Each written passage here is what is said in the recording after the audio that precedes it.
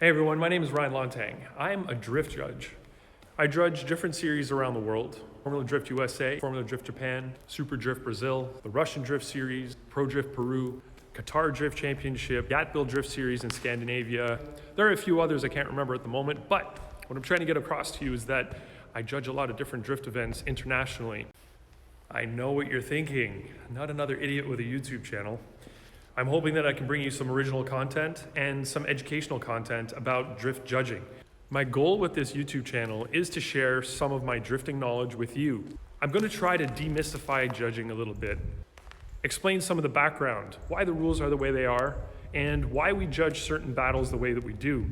As we're all painfully aware, COVID-19 has shut down every drift event for the month of April. And since I don't have any new drift events to go to, the best I can do is go back and look at some of 2019's events. So now I'm going to look back at the 2019 Formula Drift season opener in Long Beach.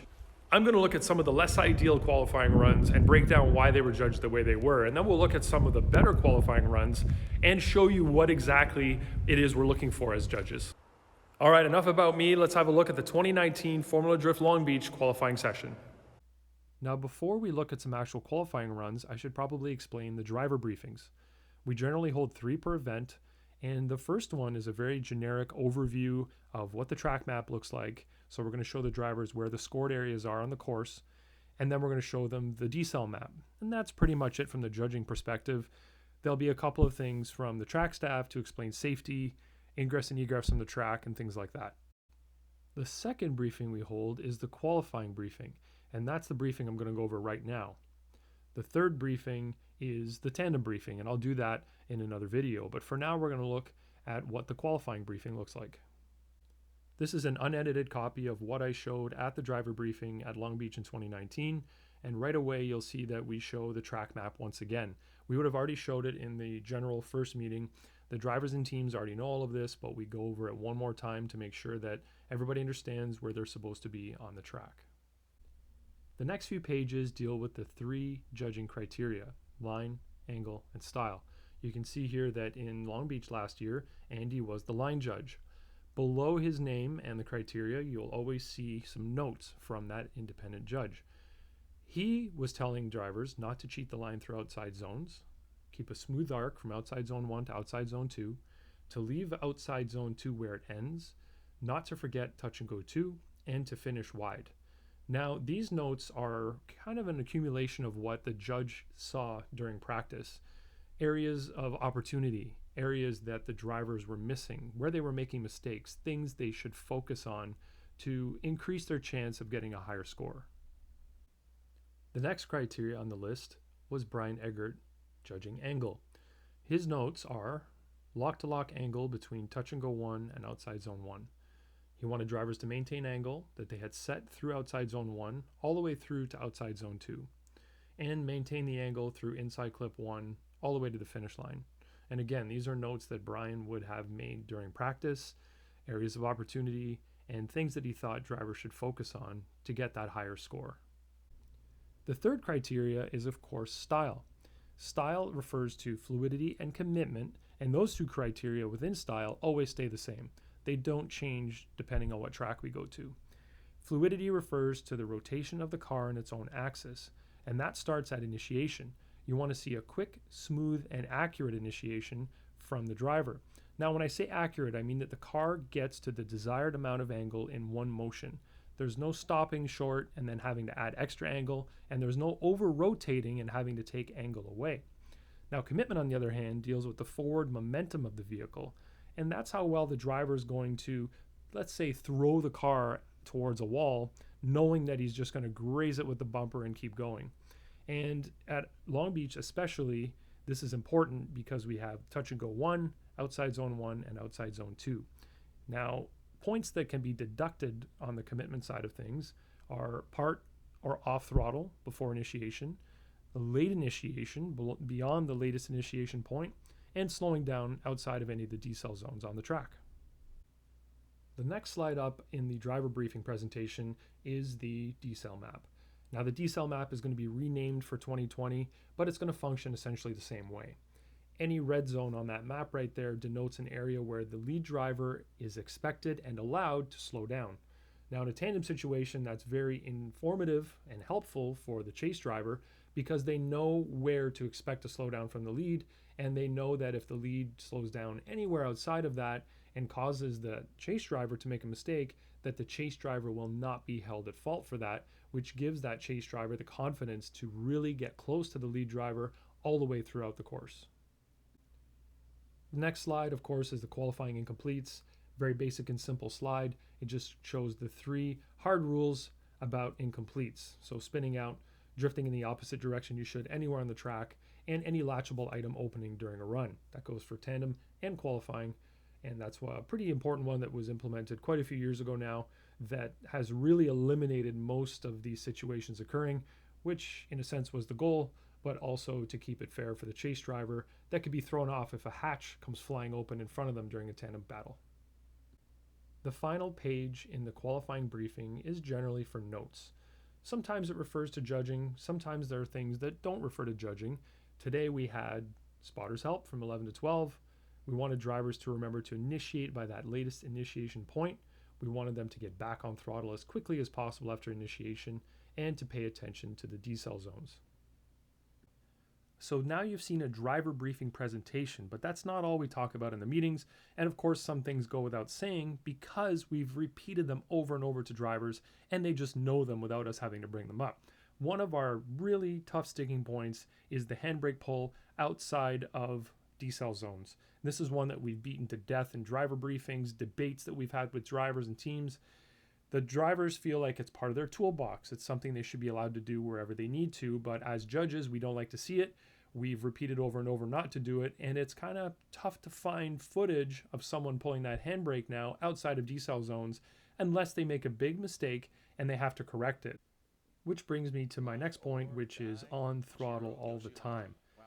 We want to see the drivers on throttle all the way up to initiation. Once they get the car sideways, of course, they can lift, get the car set, back on throttle as soon as possible, and then full throttle throughout the entire course as much as possible. We want to see aggressive driving, committed driving from start to finish. And as you can see in this run, Dai was on throttle everywhere he needed to be, lots of smoke, and looked great. Last but not least, what would Long Beach be without that big, snappy, aggressive transition under the Firestone Bridge? And it's something that we bring up a lot, and the drivers have been doing a great job of giving it to us year after year. Those of you that have watched a Formula Drift live stream in the past will probably get a little bit of anxiety seeing this screen. But hang on one second, it's up for a good reason. We were recently informed that the 2020 Long Beach Grand Prix will not be rescheduled.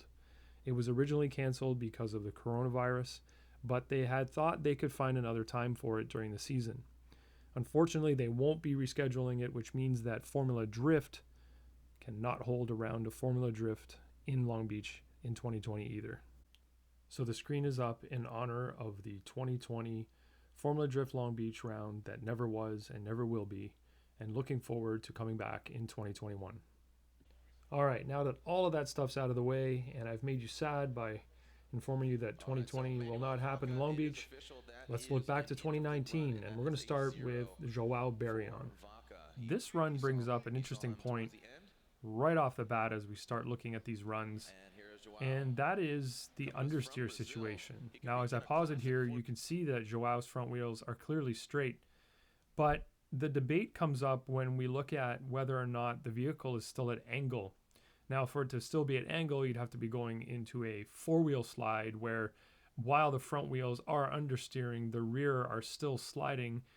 Thus, the vehicle is at angle, and this is where the debate comes in. Now, in this case, because of that understeer, Joao was late getting back on throttle and squandered any of the momentum that he had established on the run-up to initiation. So he's not able to get out to the touch and go, and the run overall is kind of low energy and lackluster because of that early mistake. But he gets through the course and does get a score, ending up with a 51. As we go through these videos, you're definitely going to notice that the most important part of this track is from initiation to outside zone 2. That big wide sweep to touch and go 1 to outside zone 1, and then running that wide arc to outside zone 2 is the majority of this course. The rest of it is fairly simple and basic. Of course, you do still need to hit your points, but the majority of the wow factor and the style points will be in that first part of the track. improve. All right, so there's Joao's score, and looks like As Kazuya Taguchi is coming up to the initiation point on this run, take a look at how his car initiates. Now, the style judge is looking at three aspects of the initiation. That's how quick, how smooth, and how accurate that initiation is. And as we watch Kazuya rotate the car to angle here, you're going to see his car get to a certain amount of angle, pause, and then he's going to throw more angle into it. So right here you can see he achieves one level of initiation, one level of angle. Then the car kind of stays the same, and then right here, watch the front wheels as he angles higher. Now he's at his second initiation. Now, because he lost all that momentum coming up to the first corner, you can see that he missed outside zone 1 way on the inside, and then misses outside zone 2 as well. So that killed the overall fluidity of his run. So now that you have an idea what to look for, let's watch Taguchi's run for a second time. This time we won't have any pauses or interruptions, and you'll be able to see it in real time. Make sure you look at that double initiation. So right here, it gets the car to a slight amount of angle and then adds that second amount of angle right there. Now, as you're going through the rest of the course, you can see that that initiation really made an impact on the rest of the run. And it's that type of initiation that the style judge is always looking for, as the initiation is supposed to be quick, smooth, and accurate. And it clearly wasn't here for Kazuya Taguchi. Another thing you need to keep an eye out for as the style judge is the latest point of initiation. And at Long Beach, it's marked by a light gray patch on the pavement. We can see that Dean definitely initiated at the right point in time, but after that his car shoots inside, he goes over the rumble strip, loses angle, and misses touch and go 1. And this is where the three judges' criteria is definitely separated. The line judge is looking at his sector 1 being pretty poor because he's on the rumble strip where he's not supposed to be. He misses touch and go 1, so that's going to be a deduction from the line judge right there. The angle judge is looking at the lack of angle as he runs over that rumble strip as well. Now, from the style judge's perspective, that was a pretty solid initiation. It was quick, smooth, and accurate in his rotation. So that's going to be pretty good from the style judge. Now, just beyond that, from touch and go 1 to outside zone 1, his transition was pretty lazy, so that'll be a deduction for sure. Easy, but there it is. Dean with a score of 70. That's a 7-0. You can see line. That initiation is so vital, and we're going to watch Austin Meeks here. Remember that the latest initiation point is that gray patch on the ground, and you can see he's doing it very, very late, and then doesn't get on throttle until very, very late here as well. And that's mainly because he's over-rotated and is not going to really make it around that first corner properly. You can see he misses touch and go 1, pretty late in outside zone 1, and then really late on outside zone 2 and not really getting out wide enough either. So that missing that initiation area has really thrown off the entirety of the run. Let's have a look at Austin's run one more time, this time at full speed. So you're going to see at initiation that he does it fairly late. And as he gets the car to angle, he over-rotates, gets on throttle very late, pulls out angle as he's coming through the power alley there, over-rotates again at outside zone number 1, goes into outside zone number 2 late, and then kind of overshoots it. So it's one error after another in this, but it all stems from that initiation. And 73 for his second run. Let's have a look at a good run now. This is Forrest Wang. We're going to analyze what he's doing on the track to see how he got his 95 score. Okay, so he initiates at the right spot. You can see right before that gray patch. Doing an awesome job here. Back on throttle fairly early. Out wide to the wall, and you can see that he's on throttle, committed. The angle's really set. Right here he transitions. Beautiful job. Right here we've got a long handbrake pull, and that's going to hurt him in the style side of things. Nice and fluid through the rest of the course, and you can see that he's on throttle in the right places. Gets the car slowed down there, tight on the clip, back on throttle through the finish line. Well done by Forrest Wang. Now let's have a look at that at full speed. Looking at Forrest's run up to initiation, he's on throttle, doing a great job. The initiation is not the snappiest. That rotation could have been a little bit quicker, but once he gets the car set at angle, it's pretty settled, looks awesome through here. You're going to see that big handbrake pull, and that's because his line isn't taking him where he wants to. It's not getting him out to outside zone 2, so the handbrake pull will get himself set up better for that. But it is a bit of a problem for the style judge, so there will be deductions. And again, that is what we've a near perfect run, a 95 for the Hawaiian Shredder. 93. The next driver up here is Chelsea DeNofa. I'm going to do things a little bit differently on this run. I'm not going to really analyze it to begin with. How about you take a look at it and see if you can catch a couple of the mistakes that Chelsea made on this run that would have resulted in some deductions from the style judge and potentially the line judge as well. Now, as we look at the replay from Chelsea DeNofa, I spot 3 different areas where points could be deducted. Now, the first one will be at the initiation point. As he's running up to initiation here, you're going to see a handbrake pull, which is totally fine, but he hangs on to that handbrake for a very long time, until that point right there. So that's going to be a deduction from the style judge. As he comes around this corner, beautiful job here, awesome getting out to the wall, great transition. Right here, you're going to see that he peaks on that outside zone late, so he's beyond the wall, and he also has a handbrake pull. Right here, not as deep on outside zone 2 as he could be, so that's the third area. So there's the initiation for the style judge. Outside zone 1 would be style and line, and then line on outside zone 2. And a 95, so just a bit shy. Next up, we have the #1 qualifying run from Long Beach 2019. It's James Dean, and he lost 1 point from the style judge and 1 point from the angle judge. Have a look at this and see what you think as he goes through the course with a 98-point run. Now, as we watch the replay from James Dean's 98-point run, I have to remind myself that I have the benefit of hindsight and a replay system that I can watch over and over again on my laptop. Now, looking at the run itself, I see 2 potential areas where points could have been lost. One of them is at initiation. Right here, he pulls out a little bit of angle, so it's a bobble. Nothing serious, but I could see a point being deducted there. As he comes through here, phenomenal job. Wall tap, great transition, wall tap. But then right here, pulls out a little bit of angle as well. So those are 2 possible areas where deductions could have been made.